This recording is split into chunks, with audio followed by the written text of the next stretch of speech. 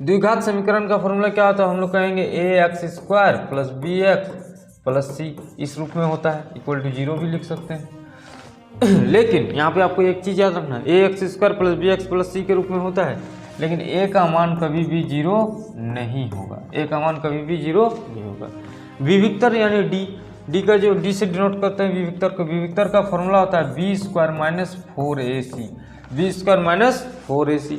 यहाँ से आपको समझ नहीं, जैसे आप d का वैल्यू निकालिएगा मान लीजिए, और d का वैल्यू अगर 0 आ जाए, क्या आ जाए, 0 आ जाए, तो उसे हम लोग कहेंगे मूल वास्तविक है, मूल वास्तविक एवं समान है, मूल वास्तविक है, ठीक है। d का वैल्यू 0, अगर d का मान 0 से बड़ा हो गया, अगर d का मान 0 से बड़ा है तो क्या होगा, मूल वास्तविक होगा और असमान होगा।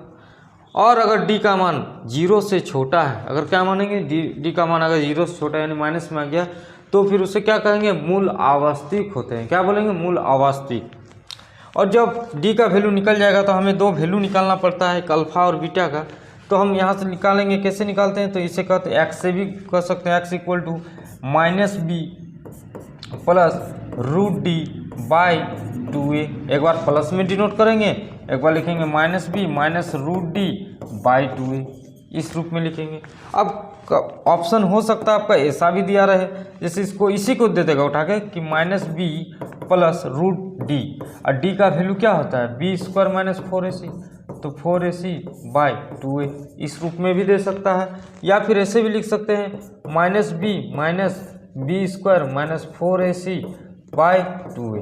तो आप क्या कीजिए, दोनों को प्रैक्टिस कर लीजिए, हो सकता है ऑप्शन आपका किसी भी रूप में दिया रह सकता है।